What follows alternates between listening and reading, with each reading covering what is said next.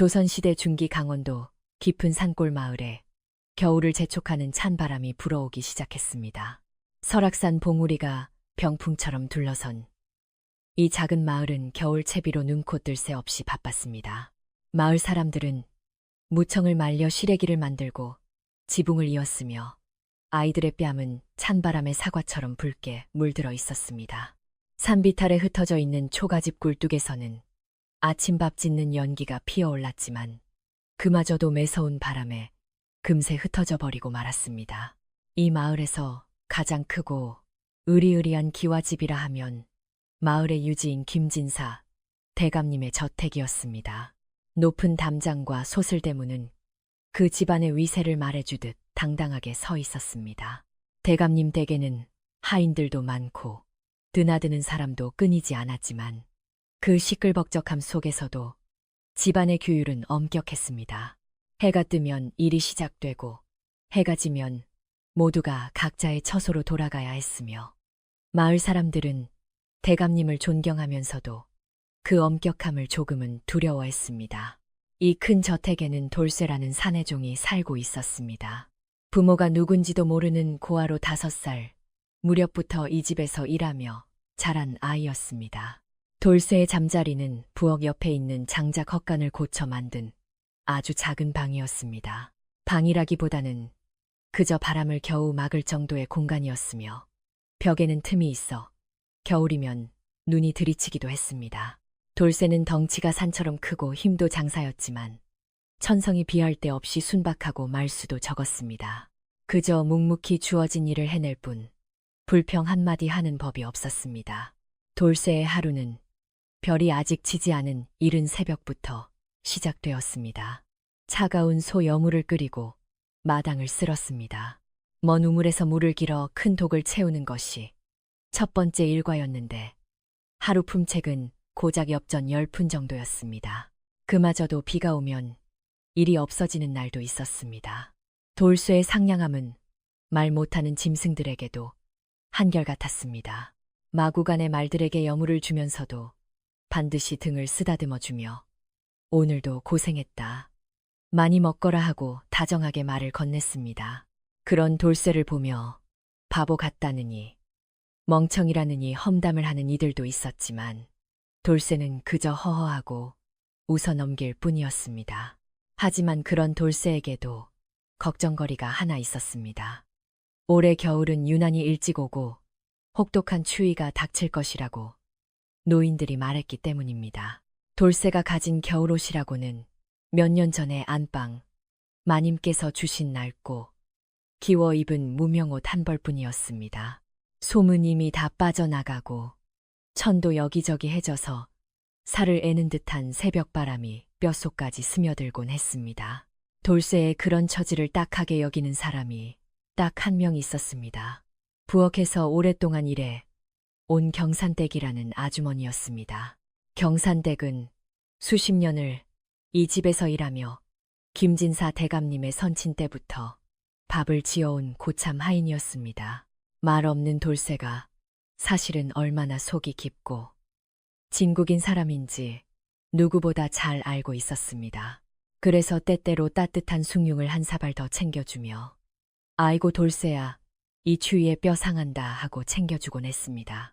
하지만 이 집안에는 돌쇠를 몹시 눈엣 가시로 여기는 자가 있었으니 바로 마구간을 관리하는 만석이라는 사내였습니다.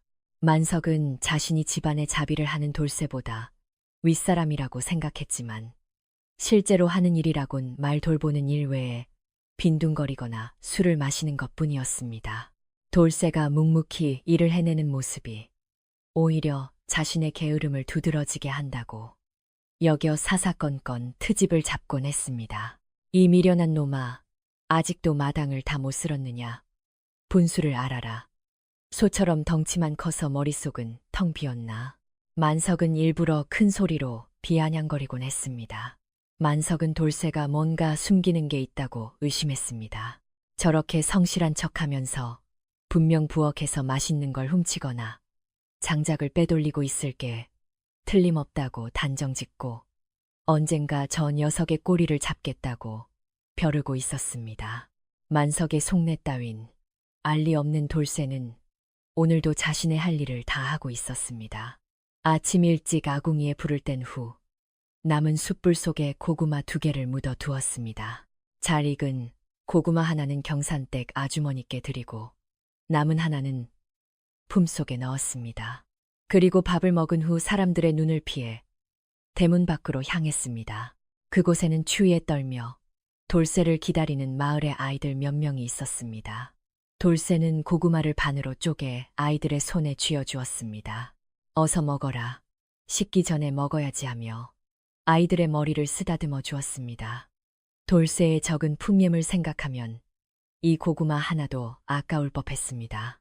하지만 돌쇠는 옛날의 자신처럼 부모 없는 아이들을 보면 도저히 그냥 지나칠 수가 없었던 것입니다. 마을은 하루가 다르게 깊은 겨울의 입구로 들어서고 있었습니다. 해는 눈에 띄게 짧아지고 산 너머에서 불어오는 바람은 날이 갈수록 칼날처럼 날카로워졌습니다. 드디어 하루의 일이 모두 끝났습니다. 만석은 오늘도 일찍 술을 마시러 나갔는지 모습이 보이지 않았습니다. 돌쇠는 만석 대신 마구 간 말들에게 마지막 여물을 주고 문단속까지 마쳤습니다. 그리고 겨우 자신의 헛간 방으로 향했습니다. 방 안은 바깥보다 아주 조금 나을 뿐 얼어붙을 듯한 냉기가 감돌고 있었습니다. 돌쇠는 지푸라기로 짠 거적을 깔고 그 위에 누웠습니다. 낡은 이불을 머리까지 뒤집어 썼지만 냉기가 스며드는 것을 막을 수는 없었습니다. 문득 태어나서 지금껏 따뜻한 아랫목에서 자본 적이 한 번도 없다는 사실을 깨달았습니다. 그렇게 외로운 밤이 깊어가던 바로 그때였습니다. 갑자기 바람 소리가 멈추고 세상이 쥐죽은 듯 고요해졌습니다. 돌쇠는 왠지 모를 가슴 뛰는 불안함을 느끼고 거적을 걷어 일어나 벽 틈으로 밖을 내다보았습니다. 그리고 저도 모르게 침을 삼켰습니다.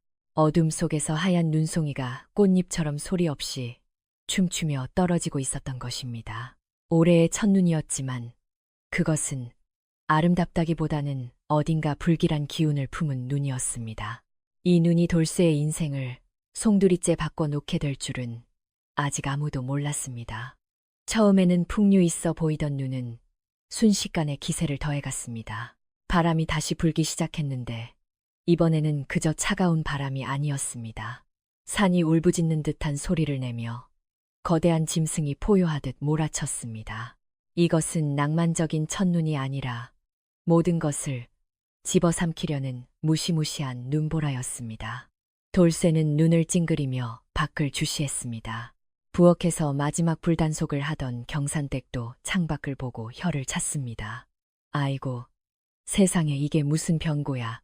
보통 눈이 아니네. 마치 나그네라도 잡아먹을 기세야. 돌쇠는 이불을 뒤집어 쓰고 웅크리고 있었습니다. 하지만 곧 자리를 박차고 일어났습니다. 마당에 쌓아둔 장작더미가 걱정되어 견딜 수가 없었기 때문입니다. 며칠 전 사흘이나 걸려 산에서 해온 장작을 마당 구석에 쌓아두었는데 이 바람이라면 낮에 덮어둔 거적 따위는 날아가 버렸을 게 분명했습니다. 저 장작이 젖어버리면 이 집안의 겨울나기에 큰 지장이 생길 것입니다. 돌쇠는 망설일 틈도 없이 벽에 걸려있던 도롱이를 걸치고 삿갓을 깊이 눌렀었습니다. 그리고 헛간 문을 열었습니다. 문을 열자마자 날카로운 바람과 함께 눈이 뺨을 때렸습니다. 한치 앞도 보이지 않을 만큼 눈이 쏟아지고 있었습니다. 돌쇠는 이를 악물고 한 걸음 나아갔습니다. 예상대로 장작더미를 덮고 있던 거적은 반쯤 날아가 있었습니다. 돌쇠는 맨손으로 눈을 털어내고 거적을 다시 덮었습니다. 날아가지 않도록 큰 돌을 찾아 끙끙대며 들어올려 거적 위에 얹었습니다. 손은 이미 곱아서 감각이 없었습니다.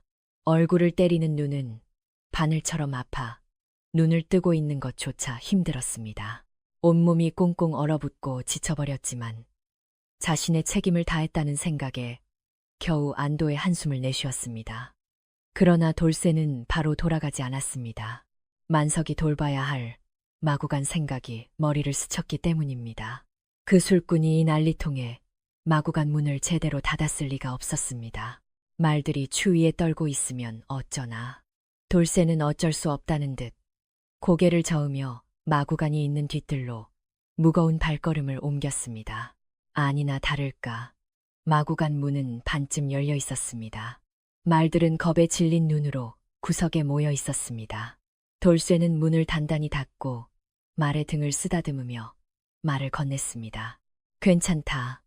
이제 괜찮아. 말들은 돌쇠의 목소리를 듣고 겨우 안정을 되찾은 듯 했습니다.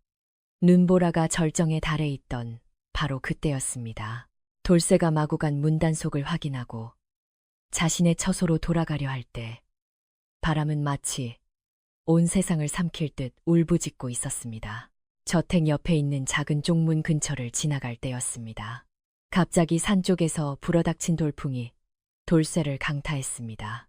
쓰고 있던 삿갓이 휘익하고 나라가 담장 밑 눈 속으로 굴러 떨어져 버렸습니다. 어쩔 수 없이 삿갓을 줍기 위해 발목까지 쌓인 눈을 헤치며 담장 쪽으로 다가갔습니다. 허리를 굽혀 눈 속에 반쯤 파묻힌 삿갓을 집어들려는 순간이었습니다. 발밑에서 뭔가 이상한 것을 밟았습니다. 단단한 땅도 아니고 부드러운 눈도 아닌 뭔가 부드러우면서도 뻣뻣한 것. 순간 돌쇠의 심장이 쿵 하고 내려앉았습니다. 삿갓을 내던지고 급히 무릎을 꿇고 맨손으로 눈을 파헤치기 시작했습니다. 그곳에는 하얀 소복 차림의 여인이 눈 속에 파묻힌 채 쓰러져 있었던 것입니다. 얼굴은 이미 창백하게 변했고 입술은 검푸르게 변해 있었습니다. 긴 검은 머리는 눈과 함께 얼굴에 달라붙었고 치맛자락은 엉망으로 흐트러져 있었습니다. 이보시오, 정신 차리시오. 돌쇠는 저도 모르게 소리쳤습니다. 여인의 어깨를 잡고 세게 흔들었습니다. 하지만 여인의 몸은 이미 나무 토막처럼 굳어가고 있었습니다. 떨리는 손으로 여인의 코 밑에 손가락을 대보았습니다. 아무것도 느껴지지 않았습니다. 마지막 희망을 걸고 여인의 가슴에 귀를 바짝 댔습니다. 그리고 바로 그때 미세하게 정말 미세하게 콩닥콩닥하고 심장이 뛰는 소리가 들렸습니다. 아직 살아 있었습니다. 이보시오, 제발 눈 좀 떠보시오. 돌쇠는 여인을 안아 일으키려 했습니다. 하지만 돌쇠는 주저했습니다. 자신은 힘이 장사였지만 천한 노비 신분으로 어찌 귀한 양반집 규수처럼 보이는 여인의 몸에 함부로 손을 댈 수 있겠습니까? 그러나 그 망설임은 오래가지 않았습니다. 사람이 죽어가는데 신분이 무슨 소용이란 말인가? 목숨보다 귀한 것이 어디 있겠는가? 돌쇠는 이를 악물었습니다. 이제 더는 망설이지 않았습니다. 여인의 겨드랑이 밑으로 팔을 넣어 번쩍 안아들었습니다. 돌쇠는 젖은 도롱이를 벗어 여인의 몸을 감쌌습니다. 자, 이제 어디로 가야 한단 말인가? 이 눈보라 속에 지금 다른 곳으로 가는 건 너무 위험했습니다. 그렇다고 낯선 여인을 함부로 안채나 사랑채로 데려갈 수도 없었습니다. 결국 돌쇠가 떠올린 곳은 단 한 곳뿐이었습니다. 초라하고 외풍이 심하지만 지금 당장 이 맹렬한 눈보라를 피해 여인을 쉬게 할 수 있는 유일한 곳. 그곳은 자신의 헛간 방이었습니다. 돌쇠는 여인을 고쳐 안고 안채나 서재의 눈을 피해 살며시 자신의 방으로 발걸음을 옮겼습니다. 바로 그때였습니다. 뒷마당 담장 쪽에서 술에 취한 만석이 비틀거리며 나타났습니다. 만석은 이 눈보라 속에서도 어딘가에서 술을 마시고 담을 넘어오던 길이었습니다. 그의 흐릿한 눈의 어둠 속에서 웬 커다란 짐을 지고 걷는 돌쇠의 뒷모습이 희미하게 비쳤습니다. 어이 저 돌쇠놈, 이 밤중에 뭘 저렇게 짊어지고 가는 거야. 만석은 눈을 가늘게 떴습니다. 돌쇠가 안고 있는 것은 얼핏 보기에 쌀가마니나 비단 같은 값나가는 물건처럼 보였습니다. 이 녀석 드디어 내 눈에 딱 걸렸구나. 이 눈보라를 틈타 곡간을 턴 게 분명해. 만석은 속으로 쾌재를 불렀습니다. 좋아, 일단 저놈 소굴로 가져가게 두자. 훔친 물건을 확실히 숨긴 현장을 덮쳐야지. 날이 밝으면 바로 대감마님께 고해서 저놈을 요절내고 말 테다. 만석은 돌쇠가 헛간 속으로 사라지는 것을 똑똑히 지켜보고 나서 자신의 방으로 비틀거리며 돌아갔습니다. 만석의 아기의 찬 시선을 전혀 눈치채지 못한 채 돌쇠는 겨우 방에 도착했습니다. 방구석 자신이 자는 거적 위에 여인을 눕혔습니다. 이대로는 여인의 마지막 체온마저 빼앗길 것 같았습니다. 불불을 피워야 해 망설일 틈이 없었습니다. 여인의 몸 위에 지푸라기를 겹겹이 덮어주고 나서 돌쇠는 다시 헛간 문을 박차고 얼어붙은 마당을 가로질러 부엌으로 달렸습니다. 다행히 경산댁은 아직 잠자리에 들지 않고 아궁이의 마지막 불씨를 지키고 있었습니다. 갑자기 문이 열리고 눈투성이에 돌쇠가 뛰어들자 경산댁은 깜짝 놀랐습니다. 아이고 이 녀석아, 너 이 밤중에 어딜 쏘다니다. 이 꼴이 된 거야. 돌쇠는 숨을 헐떡이며 말했습니다. 아주머니 숭늉, 뜨거운 숭늉 좀 주세요. 그리고 불씨도요. 경산댁은 수십 년의 경험으로 예사일이 아님을 직감했습니다. 숭늉이야, 여기 솥에 있다만 대체 무슨 일이냐. 사람이 죽어가고 있어요. 제 방에서 얼어 죽을 것 같단 말이에요. 경산댁의 눈이 휘둥그레졌습니다. 경산댁은 재빨리 아궁이 속에서 시뻘건 숯을 퍼내 화로에 담아 돌쇠에게 건넸습니다. 그리고 뜨거운 숭늉 그릇을 든 돌쇠의 손을 꽉 잡았습니다. 돌쇠야, 네가 지금 하는 일이 사람을 살리는 일이라면 마음을 단단히 먹어야 한다. 폭풍이 불면 나무는 휘어지지만 내 마음까지 굽히면 안 된다, 알겠느냐. 마음을 올곧게 가져라. 돌쇠는 힘주어 고개를 끄덕였습니다. 헛간 문을 열자 여인은 여전히 거적 위에서 미동도 하지 않고 누워 있었습니다. 돌쇠는 재빨리 화로를 놓고 온기를 만들기 시작했습니다. 하지만 밖의 바람은 조금도 잦아들 기미가 없었고 방 안은 불을 피워도 좀처럼 따뜻해지지 않았습니다. 돌쇠는 숭늉 그릇을 가져와 여인의 입술에 살며시 흘려 넣으려 했습니다. 그러나 여인의 입은 굳게 닫혀 있었고 몸은 덜덜 떨리기 시작했습니다. 따뜻한 기운이 닿자 여인이 희미하게 신음소리를 내며 실눈을 떴지만 곧 다시 감겨버렸습니다. 여인의 몸이 갑자기 활처럼 휘어지며 경련을 일으키기 시작했습니다. 아, 이를 어쩐다. 돌쇠의 뇌리를 스치는 기억이 있었습니다. 아직 어릴 적 갓 태어난 송아지가 추위로 얼어 죽어가던 날의 일이었습니다.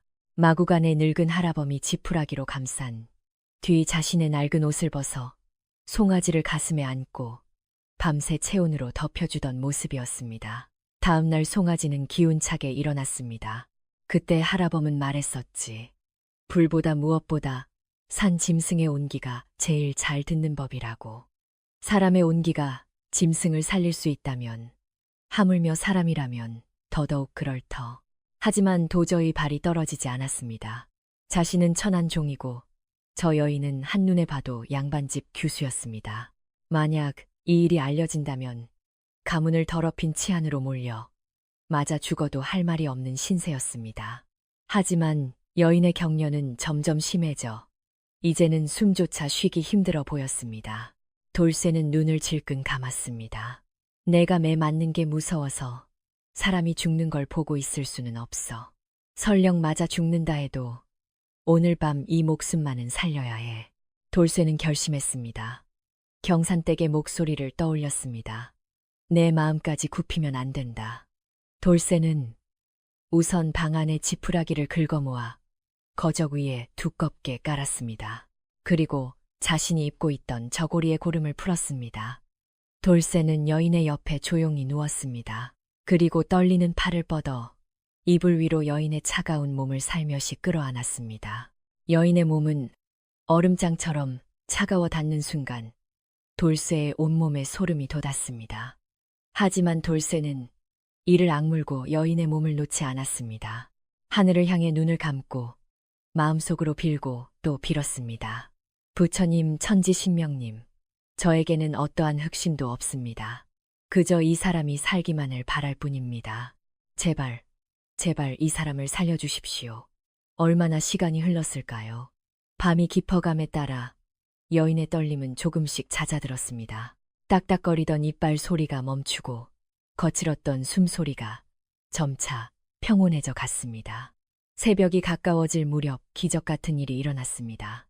여인의 뺨에 발그레한 혈색이 돌아온 것입니다. 돌쇠는 저도 모르게 뜨거운 눈물을 흘렸습니다. 여인이 진정된 것을 확인하고서야 살며시 팔을 풀고 몸을 떼었습니다. 그리고 자신은 화로 옆 차가운 흙바닥에 웅크리고 앉았습니다. 날이 밝을 때까지 돌쇠는 그 자세로 뜬 눈으로 밤을 지새웠습니다. 지옥 같은 밤이 지나고 드디어 문틈으로 희미한 빛이 들어오기 시작했습니다. 눈보라는 거짓말처럼 멈춰 있었습니다. 세상은 온통 하얀 눈으로 덮여 눈이 부실 만큼 고요하고 평화로워 보였습니다. 여인도 지금은 평온한 얼굴로 깊은 잠에 빠져 있었습니다. 뺨에는 옅게나마 핏기가 돌아와 있었습니다. 돌쇠는 그제야 안도의 한숨을 내쉬었습니다. 막 헛간 문에 손을 대려는 그 순간이었습니다. 쾅쾅 밖에서 누군가가 난폭하게 문을 두드리는 소리가 났습니다. 이놈 돌쇠야, 해가 중천인데 아직도 자빠져 자는 게냐. 당장 문 열어라. 만석의 목소리였습니다. 돌쇠가 문을 열기도 전에 낡은 문짝이 쾅 하는 소리와 함께 걷어차였습니다. 문 앞에는 만석이 술에 찌든 얼굴로 서 있었습니다. 그 뒤에는 호기심 어린 눈을 한 다른 하인들이 두세 명 목을 길게 빼고 있었습니다. 자, 이놈 어젯밤 훔친 쌀가마니는 어디 있느냐. 만석은 헛간 안을 휘둘러 보다가 그 자리에서 얼어붙고 말았습니다. 방구석 거적 위에 낯선 여인이 누워있는 것을 발견했기 때문입니다. 만석은 무릎을 치며 음흉한 웃음을 띄었습니다. 와, 이놈 보게 도둑놈인가 했더니 도둑보다 더한 짐승이었구나. 대감마님 댁의 하인놈이 이 신성한 집안의 여자를 끌어들여 밤새 음탕한 짓을 해. 만석은 일부러 목청을 녹였습니다. 무슨 일이냐. 다들 이리 와서 종 보게. 이놈이 한 짓을 봐라. 그 고함 소리는 아침의 정적을 깨고 저택 구석구석까지 울려 퍼졌습니다. 만석의 고함에 놀란 하인들이 하나둘 마당으로 모여들기 시작했고 급기야 사랑채 서재에 계시던 김진사 대감님까지 엄한 표정으로 대청마루의 모습을 드러냈습니다. 만석은 기세가 등등하여 헛간 안으로 성큼성큼 들어가 여인의 이불을 난폭하게 걷어치우려 했습니다. 어디 어떤 계집인지 얼굴이나 좀 보자. 바로 그 순간 돌쇠가 사자처럼 달려들어 만석의 팔을 낚아챘습니다. 안 됩니다. 이분은 그런 분이 아닙니다. 돌쇠의 눈에는 평소의 순박함은 온데간데 없고 분노와 결의가 이글거리고 있었습니다. 그 기백에 눌려 만석이 주춤하는 사이에 거적 위에 누워있던 여인이 소란에 잠을 깼습니다. 만석은 돌쇠를 뿌리치고 소리 질렀습니다. 끌어내라. 당장 저 두 놈을 대감마님 앞으로 끌어내. 만석의 명령에 건장한 하인들이 두세 명 나서서 돌쇠를 거칠게 붙잡았습니다. 두 사람은 차가운 눈밭 위에 무릎을 꿇리게 되었습니다. 만석은 대감님 앞에 엎드렸습니다. 대감마님, 소인이 이 집안의 기강을 바로잡기 위해 드릴 말씀이 있습니다. 간밤에 이 돌쇠놈이 어둠을 틈타 뭔가 보따리를 짊어지고 제 방으로 숨어드는 것을 똑똑히 보았습니다. 만석은 한번 숨을 고르고 더욱 극적인 목소리로 외쳤습니다. 그런데 대감마님 그 방에 있던 것은 쌀가마니가 아니었습니다. 저 계집이었습니다. 저 두년놈이 거적을 깔고 옷매무새도 흐트러진 채 한방에서 밤을 지새운 것입니다. 사람들의 입에서 놀라움의 탄식이 새어나왔습니다. 이것은 명백히 이 집안의 가풍을 더럽히고 대감마님의 얼굴에 먹칠을 하는 짓입니다. 부디 엄히 다스려 주시옵소서. 김진사 대감의 차가운 시선이 눈 위에 무릎 꿇고 있는 돌쇠에게 향했습니다. 돌쇠야, 만석의 말이 사실이냐? 내가 허락도 없이 낯선 여자를 이 집에 끌어들였느냐? 바른 대로 고해라. 돌쇠는 이마가 찬눈에 닿을 정도로 깊이 머리를 조아렸습니다. 대감마님 소인은 죽어 마땅한 죄를 지었습니다. 하지만 만석이 하는 말은 사실이 아닙니다. 돌쇠는 고개를 들어 대감을 바라보았습니다. 소인이 간밤에 마구간을 둘러보고 돌아오던 중이었습니다. 쪽문 근처 눈 속에서 이분을 발견했습니다. 발견했을 때 이분은 이미 숨이 끊어질 듯 했습니다. 소인은 도움을 청하러 갈 시간도 아까워 우선 이분을 바람을 피할 수 있는 곳으로 모셨던 것입니다. 만석이 그 말을 날카롭게 잘랐습니다. 그래서 내 놈 방으로 끌고 들어갔다는 거냐. 분수를 알아라. 말해봐라 이놈아. 구해주려 했다면 사내인 내가 여자와 단둘이 좁은 방에서 뭘 하며 밤을 보냈다는 게냐. 모든 사람의 시선이 돌쇠의 입가에 쏠렸습니다. 돌쇠의 얼굴이 새빨갛게 물들었습니다. 진실을 말하면 오히려 더 큰 오해를 살 것이 뻔했습니다. 하지만 돌쇠는 거짓말을 할 줄 모르는 사내였습니다. 이분이 추위에 경련을 일으키고 계셨습니다. 화로의 불만으로는 도저히 구할 수가 없었습니다. 돌쇠는 잠시 망설였지만 단호한 목소리로 말했습니다. 제가 제 몸으로 이분을 안았습니다. 마당은 물을 끼얹은 듯 조용해졌습니다. 갓 태어난 송아지가 추위에 떨 때 어미 소가 안아주듯이 제 체온으로 이분을 살려야겠다고 생각했습니다. 하늘의 맹세코 저에게는 티끌만한 흑심도 없었습니다. 오직 사람의 목숨을 구해야 한다는 일념뿐이었습니다. 이 충격적인 고백에 마당이 술렁이기 시작했습니다. 사람들의 눈에는 동정이 아니라 경멸과 혐오가 떠올라 있었습니다. 만석은 승리를 확신하며 비열한 웃음을 지었습니다. 김진사 대감이 무거운 입을 열어 처분을 내리려던 바로 그 순간이었습니다. 멈추십시오. 가코프지만 떨리는 목소리가 들렸습니다. 여인은 하인의 손을 뿌리치고 비틀거리며 일어섰습니다. 여인은 초췌하고 머리도 흐트러져 있었지만 그 몸가짐과 말투에서 기품이 배어나왔습니다. 무례를 용서하십시오. 저는 산 아래 마을 최선비라는 학자의 딸 연화라고 합니다. 최선비의 딸이라는 말에 마당은 다시 술렁였습니다. 최선비는 김진사 대감과도 학문적 교류가 있는 이름난 학자였기 때문입니다.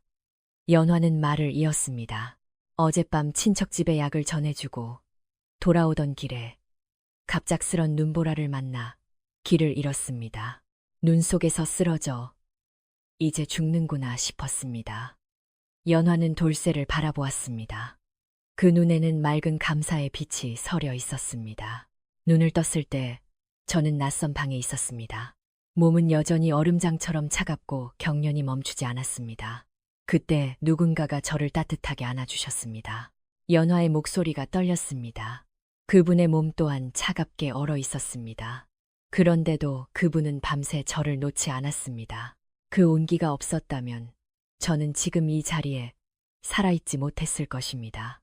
그것은 욕정이 아니라 사람이 사람에게 베풀 수 있는 가장 절실한 자비였습니다. 부디 오해를 풀어주십시오. 연화의 증언이 끝나자마자 구석에서 이 모든 것을 지켜보던 경산댁이 앞으로 나섰습니다. 대감마님, 저도 한 말씀 올리겠습니다. 어젯밤 돌쇠가 부엌으로 찾아왔습니다. 그 눈보라를 뚫고 말입니다. 저 아이는 대감마님, 제가 이 집에서 수십 년을 일해왔지만 어젯밤 저 아이의 눈처럼 절박하면서도 맑은 눈은 본 적이 없습니다. 경산댁은 확신에 찬 목소리로 말했습니다. 그것은 죄를 지으려는 자의 눈빛이 아니라 사람을 구하려는 자의 필사적인 눈빛이었습니다. 연화의 신분과 경산댁의 증언이 더해지자 마당의 분위기는 순식간에 바뀌었습니다. 돌쇠가 아니라 오히려 만석을 의심하는 눈초리가 생겨나기 시작했습니다. 만석은 이 불리한 흐름에 당황하기 시작했습니다. 대감마님, 저것들이 입을 맞춘 것입니다. 설령 저 여자의 말이 사실이라 해도 천한 종놈이 제멋대로 여자를 방에 끌어들인 것 자체가 큰 죄 아닙니까? 김진사 대감은 그때까지 한마디도 하지 않고 모든 것을 묵묵히 지켜보고 있었습니다. 돌쇠의 정직하지만 두려움에 떠는 눈을 연화에 초췌하지만 기품 있는 태도를 경산댁의 연륜 묻어나는 확신에 찬 얼굴, 그리고 만석에 당황하여 두리번거리는 눈을. 드디어 김진사 대감이 입을 열었습니다. 만석아, 내게 묻겠다. 너는 어젯밤 어디에 있었느냐? 만석의 얼굴이 하얗게 질렸습니다. 그래, 그것은 내 놈한테서는 지금도 술 냄새가 진동을 하는구나. 너는 어젯밤 그 눈보라 속에서 네가 당연히 지켜야 할 마구간을 비우고 술을 마시러 나갔다. 저 말들이 어떻게 되었어도 이상하지 않았을 게다. 네가 내팽개친 그 책임을 이 돌쇠가 대신해야만 했던 것이다. 김진사 대감은 자리에서 일어났습니다. 너는 내가 본 것을 말한 게 아니다. 내가 보고 싶은 것을 말한 것이다. 너는 진실을 찾은 것이 아니라 너의 게으름과 질투심을 감추기 위해 한 사람의 목숨을 제물로 삼으려 했다. 만석은 땅바닥에 넙죽 엎드렸습니다. 대감마님, 용서해 주십시오. 이 집안을 더럽힌 건 돌쇠가 아니다. 바로 너다. 내 놈에게는 이번 달치 품깸을 몰수하겠다. 그리고 오늘부터 한 달 동안 이 마을의 모든 뒷간을 청소해라. 당장 내 눈앞에서 사라져라. 만석은 얼굴이 흑빛이 되어 몇 번이나 머리를 조아리며 하인들에게 끌려 마당 밖으로 사라졌습니다. 분수를 지키지 않은 건 대체 누구였을까요? 소동의 원흉이 사라지자 김진사 대감은 연화에게 시선을 돌렸습니다. 그대가 최선비의 여식이라 했는가? 선친과 예전부터 학문적 교류가 있었다. 이런 소란에 휘말리게 하여 참으로 미안하네. 당장 이분을 안 채 따뜻한 방으로 모시거라. 여종들이 연화를 부축해 안채로 향했고 구경하던 사람들도 모두 각자의 일터로 흩어졌습니다. 넓은 눈밭 위에는 이제 대감님과 돌쇠만이 남아 있었습니다. 돌쇠야, 예. 너는 이 집안의 엄격한 규율을 어겼다. 하지만 너는 그보다 오래되고 그보다 큰 돌이 사람으로서 마땅히 지켜야 할 인륜을 지켰다. 나는 너를 벌할 수가 없구나. 일어서라. 그리고 경산댁에게 명했습니다. 경산댁 이 아이를 부엌으로 데려가게 마른 옷으로 갈아입히고 이 집에서 가장 뜨겁고 가장 푸짐한 아침상을 차려주게. 이 사람에게는 그럴 자격이 있다. 경산댁은 돌쇠를 부축해 부엌으로 데려갔습니다. 아궁이에는 이미 아침불이 발갛게 타오르고 있었습니다. 그 온기가 얼어붙은 돌쇠의 몸을 감싸자 돌쇠는 저도 모르게 눈물을 흘렸습니다. 태어나서 지금껏 아랫목에서 자본 적도 없다고 생각했던 돌쇠가 지금 이 따뜻한 부엌 아궁이 옆에 앉아 있는 것입니다. 경산댁은 돌쇠의 젖은 옷을 벗기고 대감님의 아드님이 옛날에 입었던 낙지만 깨끗한 옷을 입혀 주었습니다. 돌쇠는 그 옷의 부드러움에 놀랐습니다. 경산댁은 큰 사발에 뜨거운 죽을 듬뿍 담아 된장국과 장아찌를 곁들여 돌쇠 앞에 놓았습니다. 자 먹어라. 사양할 것 없다. 돌쇠는 손을 모아 잘 먹겠습니다. 하고 작게 말했습니다. 뜨거운 죽이 목을 타고 위장으로 떨어지자 얼어붙어 있던 몸속 깊은 곳에서부터 훈훈한 온기가 퍼져나갔습니다. 돌쇠는 묵묵히 죽을 먹으며 다시 눈물을 흘렸습니다. 경산댁은 그 눈물을 못 본 척하며 살며시 돌쇠의 등을 쓰다듬어 주었습니다. 잘했다, 돌쇠야. 내가 틀리지 않았어. 그날 오후 연화의 아버지인 최선비가 딸을 데리러 김진사 댁을 방문했습니다. 최선비는 흰머리가 섞인 머리카락을 뒤로 묶고 깔끔한 선비 차림을 하고 있었습니다. 그 눈에는 학자다운 예리함과 깊은 자애로움이 깃들어 있었습니다. 김진사 대감에게 자초지종을 들은 최선비는 깊이 고개를 숙였습니다. 어리석은 제 딸의 목숨을 구해주셔서 진심으로 감사드립니다. 그리고 무엇보다 그 하인분을 최선비는 돌쇠를 만나고 싶다고 청했습니다. 돌쇠가 마당으로 불려나오자 최선비는 돌쇠 앞에서 정중하게 고개를 숙였습니다. 그대 덕분에 내 딸은 오늘도 숨을 쉬고 있네. 이 은혜는 내 평생 잊지 않겠네. 돌쇠는 당황하여 땅에 이마를 댔습니다. 선비님, 그런 말씀을 저는 그저 당연한 일을 했을 뿐입니다. 최선비는 돌쇠를 바라보며 조용히 말했습니다. 당연한 일을 당연하게 할 수 있는 사람은 이 세상에 그리 많지 않네. 그대는 자신의 몸을 돌보지 않고 낯선 일을 위해 목숨을 걸었네. 그것은 성인군자라도 하기 힘든 일일세. 최선비는 김진사 대감에게 몸을 돌렸습니다.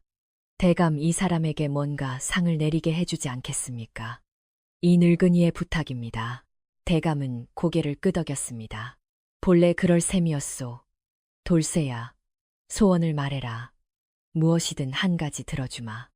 돌쇠는 당황하며 고개를 들었습니다. 소원이라니요. 그렇다. 돈이냐, 옷이냐, 아니면 다른 무엇이냐. 돌쇠는 잠시 묵묵히 생각에 잠겼습니다. 그리고 결심한 듯 입을 열었습니다. 대감마님, 저에게는 원하는 것 따위 아무것도 없습니다. 다만 한 가지 허락해 주신다면. 뭐냐, 말해보거라. 마을 어귀에 부모 없는 아이들이 몇 명 있습니다. 겨울이 되면 추위와 굶주림으로 매년 몇 명씩 죽어나갑니다.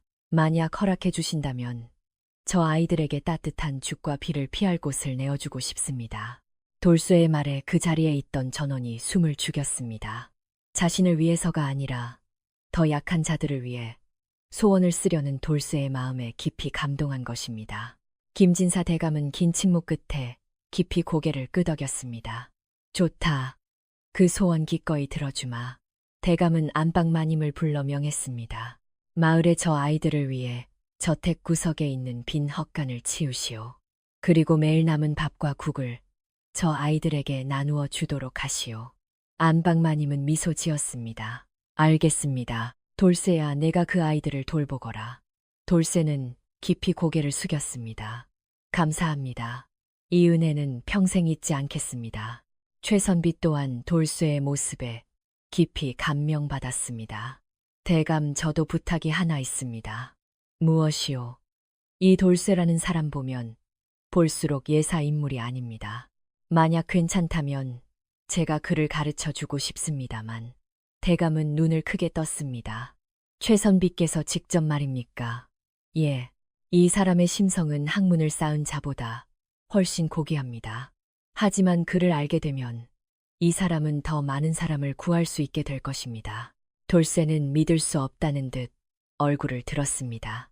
선비님, 저 같은 놈에게 학문이라니요. 최선비는 온화하게 미소 지었습니다. 학문의 신분은 없다. 마음이 있으면 누구나 배울 수 있다. 이렇게 돌쇠의 인생은 그 눈보라치던 밤을 경계로 크게 변하기 시작한 것입니다. 연화가 최선비와 함께 저택을 떠날 때 돌쇠는 대문 앞에서 배웅했습니다. 연화는 돌쇠 앞에서 멈춰서서 깊이 고개를 숙였습니다. 돌쇠님, 당신의 은혜는 평생 잊지 않겠습니다. 돌쇠는 당황해서 손을 저었습니다. 아가씨님이라니요. 당치 않습니다. 저는 그저 하인일 뿐입니다. 연화는 조용히 고개를 저었습니다. 아닙니다. 당신은 제 생명의 은인. 저에게 있어서 당신은 누구보다 고귀한 분이십니다. 연화는 품속에서 작은 주머니를 꺼내 돌쇠에게 내밀었습니다. 이것은 제가 한시도 몸에서 떼지 않고 지니고 있던 옷가락지입니다. 부디 받아주십시오. 돌쇠는 망설이면서도 그 작은 주머니를 받았습니다. 주머니 속에는 영롱한 옷가락지가 들어 있었습니다. 언젠가 다시 뵐 수 있기를 바랍니다. 연화는 그렇게 말하며 미소 짓고 아버지와 함께 눈길을 떠나갔습니다. 돌쇠는 그 뒷모습이 보이지 않을 때까지 하염없이 바라보고 있었습니다. 그로부터 3년의 세월이 흘렀습니다. 돌쇠는 틈틈이 최선비 밑에서 글을 배워 이제는 어려운 책도 읽을 수 있게 되었습니다. 김진사 대감은 돌쇠의 일솜씨와 성실함을 인정해 하인 신분을 면천시켜주고 집사격으로 승진시켜 주었습니다. 이제 돌쇠는 대개 장부를 맡는 처지가 되었고 마을의 고아들을 돌보는 일도 계속하고 있었습니다. 그 눈 오는 밤 얼어 죽을 뻔했던 아이들은 이제 건강하게 자라 돌쇠를 친형처럼 따르고 있었습니다.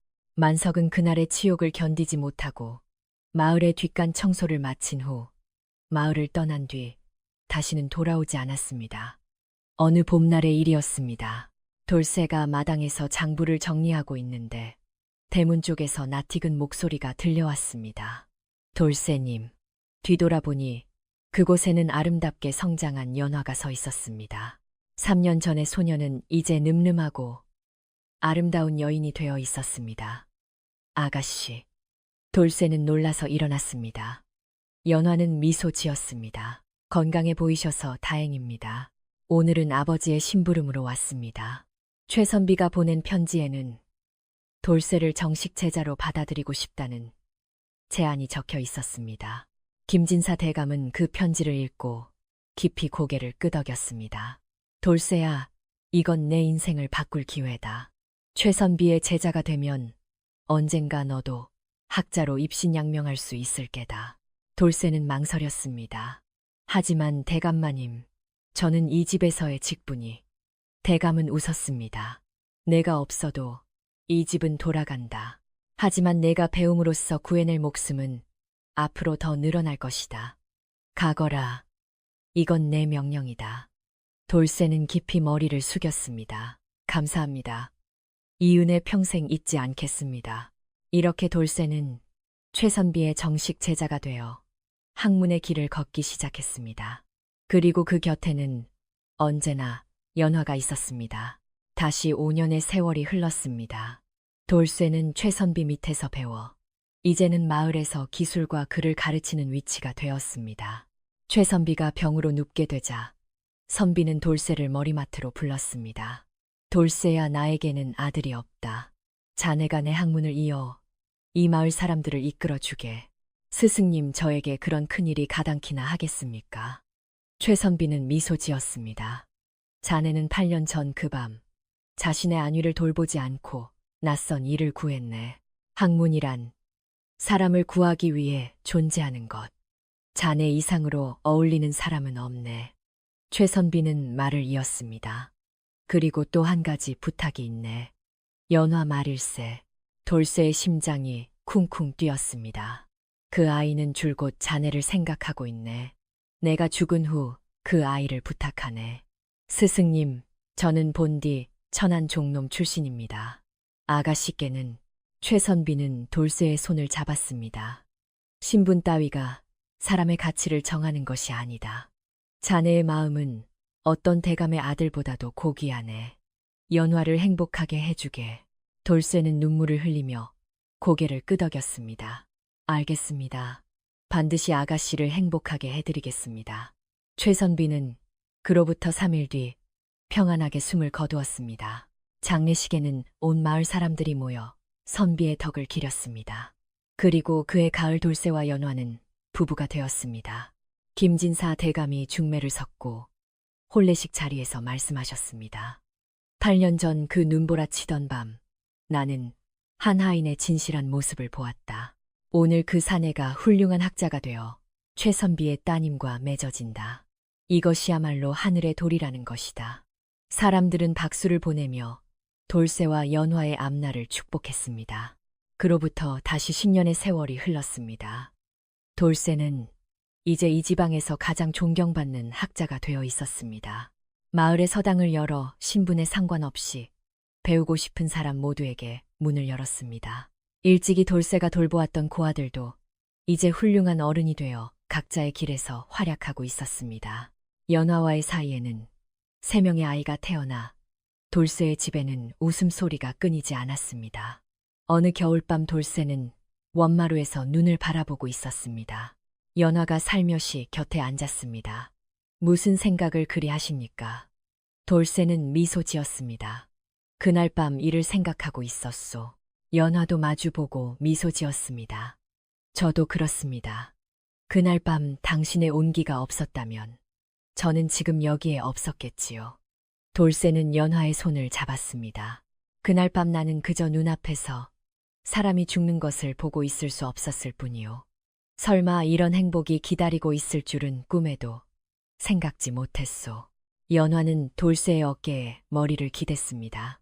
서방님의 마음은 그날 밤이나 지금이나 변함이 없으십니다. 그렇기에 저는 서방님 곁에 있고 싶은 것입니다. 두 사람은 조용히 흩날리는 눈을 바라보고 있었습니다. 그 무서웠던 눈보라의 밤이 지금은 두 사람의 인생을 이어준 운명의 밤으로서 따뜻한 추억으로 변해 있었습니다. 이렇게 바보같이 정직한 종이라 불리던 사내는 많은 사람에게 존경받는 학자가 되어 사랑하는 아내와 아이들에 둘러싸여 행복하게 살았다고 합니다. 이 이야기는 지금도 이 마을에 전해 내려오고 있습니다. 눈보라 치던 밤에 목숨을 구한 하인의 이야기로서 사람의 가치는 돈이나 신분이 아니라 옳은 것을 선택하는 마음에 있다는 것을 이 마을 사람들은 지금도 잊지 않고 있습니다. 여러분이라면 어떻게 하시겠습니까? 얼어 죽어가는 낯선 사람을 발견했을 때 자신의 신분과 입장을 지키기 위해 못 본 척 하시겠습니까? 아니면 비록 오해를 받더라도 목숨을 구하기 위해 손을 내밀겠습니까? 혹은 누군가에게 도움을 청하러 가는 사이에 그 사람이 숨을 거둘지도 모른다는 것을 알면서도 그래도 사람을 부르러 가시겠습니까? 댓글로 알려주시고 이 이야기가 좋았다면 소중한 분들에게 공유해 주세요. 여러분 끝까지 들어주셔서 감사합니다. 또 다음 이야기에서 만납시다.